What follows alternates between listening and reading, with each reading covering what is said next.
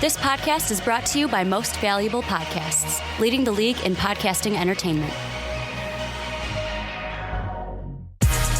Welcome, ladies and gentlemen, boys and girls, children of all ages. This is the Fast Break Podcast. I am Sean Anderson. Alongside me is Ricky Widmer. Hey, I didn't cut you off this time. You didn't cut me off, and No, I'm very I proud didn't. of you. And the one thing that's very sad is Dave Oster's not here for the second straight week. Ricky, Well, why'd you bring him in? At least the streak stayed at a number this week, so positive. I don't know. Positive. No, you brought him in. You said Dave's great, and I get attached to this guy. He was great. I get attached to this guy, and now he's gone. Is he going to show up? I hope. Do you think he's going to show up? I hope I'm not the only voice you hear next week because Sean will be out of town. I hope that would be it. That's a train wreck. Stay tuned for Ricky to fail at talking NBA. I want to punch him half the time, and he's my co-host. I want to punch you like half this time. Just wait till the end of this one. I might be strangling you at the end of this one. We got the lineup for today. Lineup for today is we're talking Chad Ford's NBA Mock Draft 4.0. We're going to be reacting to it. Really discuss, kind of going more back into our Simmons versus Ingram discussion we had last week. So check that one out. Check our podcast out last week if you didn't. Then we're going to go into Kyrie and the Cavs, really that volatile situation that's going on in Cleveland. And then we're going to go into the best backcourts in the NBA, where I'm most likely going to strangle Ricky here because Ricky... he's got some pretty bad picks. But anyways, we're going to go into different kind of picks here. We're going to go into the NBA mock draft. And to lead it off, Philadelphia 76ers and Chad Ford's mock draft 4.0 that he put out on March 3rd. He's got the Philadelphia 76ers selecting Ben Simmons. Well, and I mean, it's no surprise that Ben Simmons is number one because it's a safe pick. It is the safe pick of if you think I know the comparisons to LeBron James, but if you think he's anywhere near a LeBron James level, you go ahead and draft him. And if you go ahead and take Ben Simmons, none of the pundits are going to say, oh, well, that's a bad pick. No, they're all going to praise you. You took the best guy in the draft. However, for the 76ers, and Chad Ford says it, they desperately need shooting. Yeah, Ben Simmons can probably improve his shooting, but if you're like, man, we need that now, Ingram wouldn't be a bad choice. I entirely disagree that he's the safe pick because you know what you're getting in Brandon Ingram. You're going to get a shooter. You're going to get someone that can drive. You're going to be getting an all-around pick. Isn't the best because of the improvement needed. Simmons is more of the project. Yeah. Simmons is still the better prospect, and that's something that people were kind of hating on us was that, Ben Simmons is the best player in the NBA. Well, his ceiling is higher. His ceiling's higher, and watching him, he's a stud. And he looks like LeBron James. What I'm saying is that Brandon Ingram is more NBA ready. I'm not saying that he's the better prospect, and I'm not saying that he'll be the better NBA player. But I'm saying for the Philadelphia 76ers, Ingram fits into your system more than Simmons. Well, I'm saying, and I'm coming from the side of, I say Simmons is the safer pick only because if you take Simmons at number one, nobody's going to criticize you. Nobody's going to say that was a bad pick. Now, if you take Ingram, that may be half and half. There may be some people that say, well, that's a dumb pick. You passed on the franchise. You passed on a player that is finally going to stop the trust the system because the system is broken. But to me, the thing with Chad Ford's mock draft, I want to say this.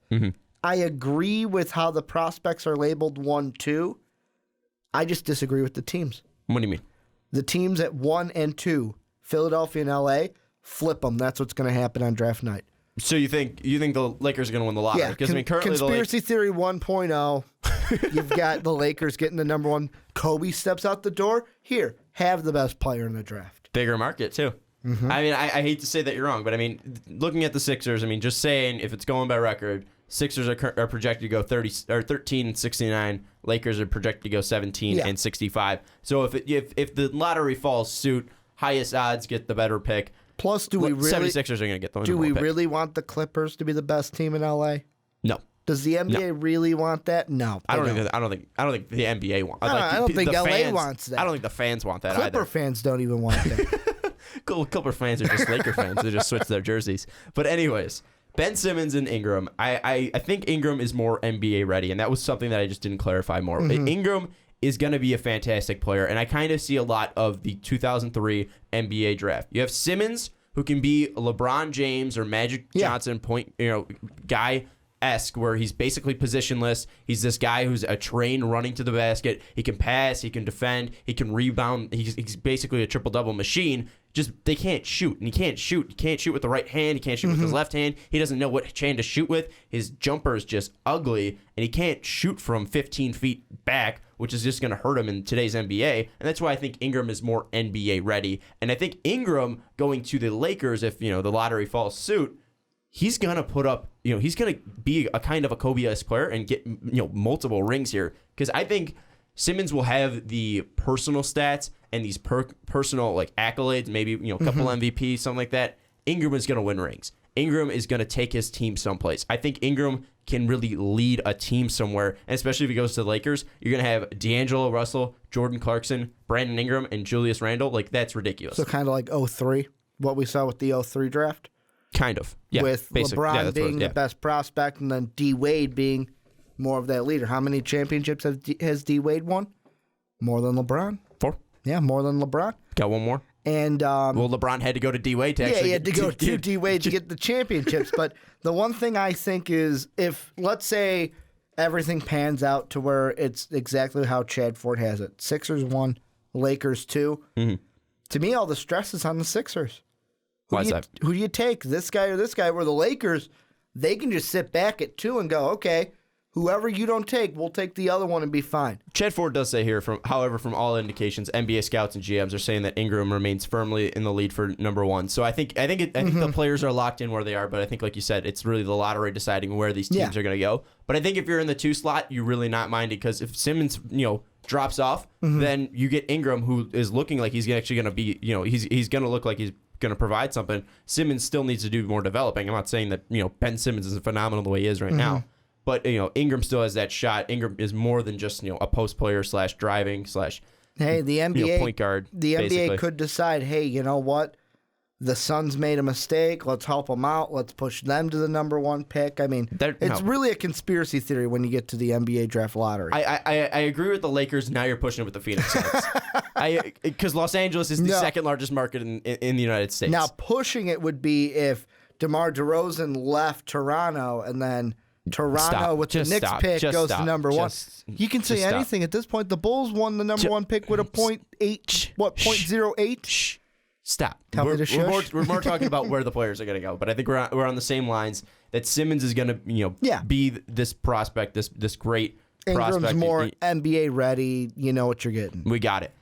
Person that is NBA ready right now, Buddy Hield. He is projected to go 7 right now in Chad Ford's mock draft to the New Orleans Pelicans. Do you like the Hield pick? Do you like the Pelicans fit? And do you think Hield might rise or fall?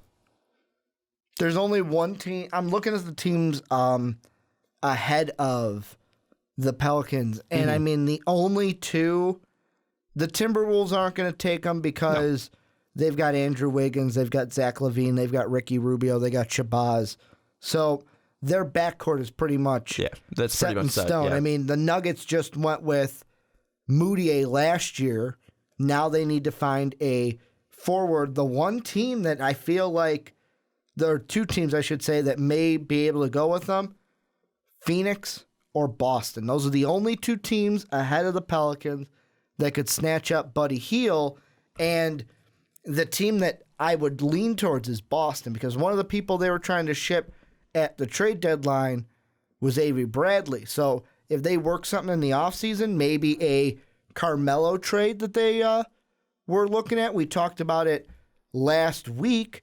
Let's say they have to move Avery Bradley there. Boom, Buddy Hield becomes the new 2, maybe instead of Jamal Murray. See, but they were moving, Bradley because they're going to bring in Melo, and you want the star player. But Bradley, I think Bradley and Hield can be very similar. I think they're very similar players, so I don't think you're going to push out Bradley just to bring in basically Bradley 2.0. I do like, the Celtics are going to go with Jamal Murray in Chad Ford's mock draft. I like that pick because you're bringing in a point guard who's really lighting it up in college. To me, it depends on what Boston wants to do, because it depends on what they get rid of in the offseason. If they get rid of a guy like Avery Bradley, then maybe go with a shooting guard like Buddy Hield. If they get rid of a Marcus Smart, another guy who is kind of expendable only because of how good Isaiah Thomas has been for the team, then okay, we can move Smart and then draft Jamal Murray to be the backup to Thomas. I think I agree that the Celtics might take him if they move him, and I think that the Suns will take him if they fall, but I don't think Hield's going to go in the top 5. I really do like this Pelicans fit, though, because you're going to bring him into a situation where you have Drew Holiday at the 1. You most likely are going to move Tyreke Evans because Tyreke Evans really, he hasn't really shown that he can be anything since his rookie season. So you got Drew Holiday at the 1. Then you're going to put Hield at the shooting guard at 2, where you can dump it into Davis. Davis can then pass it out to Hield. When the team collapses for a wide on open him. 3. Exactly. So I really like the fit and the flow that would give the Pelicans offense, and it's really the Pelicans are lacking a lot. But you have Anthony Davis, so really if you add the necessary pieces around him, I think that's really going to develop Davis and develop this team. So I like the Hield fit in New Orleans. Is there any way that Hield drops from that 7 spot or the top 10? The only way I see him dropping from the Pelicans is if something that we don't see if we don't see something like a 4C change, like Chad Ford says Eric Gordon is a free agent. Well, if somehow Eric Gordon comes back, or the Pelicans say, hey, you know what, shooting guard may not be a great need of ours because there's a DeMar DeRozan in free agency, so we're going to go after a DeMar DeRozan. I'm not saying that's going to be the case. If it is the case, then he drops, and to me, then it's the next team he would fall to is Toronto. Because if the Pelicans are in a situation where, and I know this is all speculation, but if they're in a situation where we're going to go after a free agent like DeMar, that would mean the Raptors are looking for a shooting guard. Boom, we're going to take Buddy Hield. But do you think Hield is really a player that is worthy of going in the top 10? Because he's really just I could see him. He's straight up offense. I could see him depending on how he plays in March and maybe April, depending on how far Oklahoma goes in March Madness. He could be a top 5 pick. How far do they have to go for him to be a top 5 pick? Final 4. Okay. Final 4 national championship. I could see him being the same kind of hype that we saw around Kemba Walker, around Shabazz Napier when their UConn teams made a run. Both didn't go that high in the draft, though. I'm talking more of a college standpoint. I mean, Kemba Walker was the higher of the two. He went 9th, but if you make that run, and Buddy Hield is different than the only thing that's different between Kemba, Shabazz, and Hield, neither Kemba or Shabazz were up for the Wooden Award. Mm-hmm. If he wins the Wooden Award and his team goes to the Final Four national championship, boom, he's going to skyrocket. I think Hield's going to stay in. Maybe the Pelicans go up and get him at 7, but I think he's going to stay from like 7 to 13. I don't think he's going to jump up that high. Unless he goes on a Steph Curry run where it's Steph Curry NCAA tournament run on that Davidson team where he was the star player. And it wasn't just the Oklahoma team it was good. It was Buddy Hield was the the best player in college basketball. So that's the only really way I can see him jumping that high. Anyways, lottery picks. Buddy Hield going to be a lottery pick. Out of these lottery picks here, who is the one guy that we haven't talked about that you really see making an impact for a team? Whether it's 14 at the Pistons or number 1 with Simmons. Well, I got 2 for you. One, I'm going to be a dick and give you one guy who's just outside the lottery. Of course you would. But I will actually give you a lottery pick to start. And I don't know if he's actually going to be drafted by the team that Chad Ford says, because there's a lot to happen between now and the draft. But one guy I've always liked is Chris Dunn out of Providence. He's been a guy, and I know Providence, since we've last talked NBA draft, Providence hasn't been doing the best. They've been struggling in their conference. So people have been like, okay, well, maybe that reflects on the junior Chris Dunn, but he's still big, he's athletic, and right now Chad Ford has him going to the Bucks.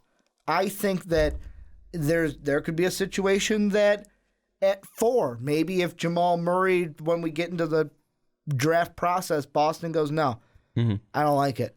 I don't like Murray. They could draft Dunn there. Do I think Dunn's a 4 overall pick? Really, in the NBA, I mean, you take what you need more so than any other draft. Chris Dunn could be a guy that could change the team of a point and be the main point, but the guy I really love is the guy right outside the lottery and Denzel Valentine. We'll see with Dunn. I mean, he's basically having just straight up similar, production as he did in his sophomore year. So I don't really think he's just done anything that impressive this year, whether Providence is doing well or Providence is struggling. But with, Denzel, I mean, of course you're going to be the asshole and pick the guy right outside the lottery. Yeah. He's got him going 15 to Utah. Do you think Denzel can really be a play? I mean, do you think he can be a player similar to Buddy? Because, I mean, if he goes on this run, do you think he can jump? I was just going to, it depends on, and wouldn't it be something if how the bracket, folds out? Oklahoma on the left, Michigan State on the right, they both have a run and meet in the title. You could even say that they might be on the same side, might be playing in the Elite Eight. They could meet in the same side and playing in the Elite Eight, maybe playing in the Final Four if they're in different brackets on the same side. I just think this kid is going to be something special. I was watching a little bit of him today against Ohio State. I believe that Michigan State was playing.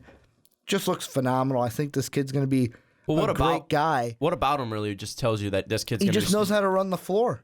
He's got those basketball instincts. He could play at the 2 or the 3. And to me, it's just the IQ, the versatility, and the overall instincts to say, hey, you know what? I can pass the ball. I can shoot the ball. I can do whatever you want. And I mean, right now, the Jazz would be getting that great fit if Chad Ford's mock draft holds up. But there may be another team ahead of the Jazz that go, you know what? We could use that. We could use that on our team. And depending on what happens in March, that may happen.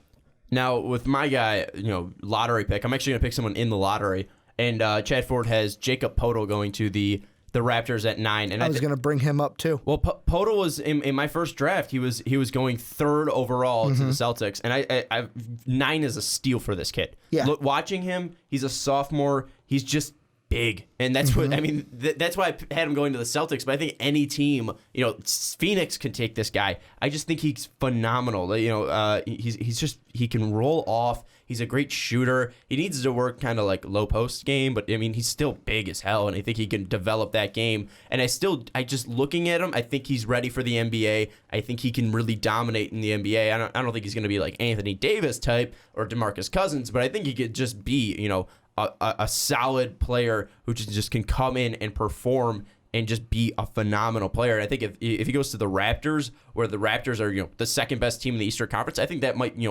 push them up. I know they have Valanciunas, but maybe you put Valanciunas at the 4, put Podol at the 5. I think that could really just leap this team up into that actual contender for the NBA Finals. In his last 5 games in college, 1, 2, 3, 4, 5, he had 25 and 10 against Washington State, 15 and 11. He had 29 and 13 against the Trojans, 7 and 7. That was an off night for him with 23 minutes.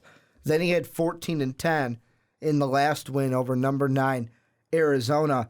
He's a double-double freak in the middle. And the game that I remember watching from earlier this year back in December where I fell in love with him was when he went 19 points, 14 rebounds, and 3 blocks when Maryland beat number 7 Duke in overtime, 77-75.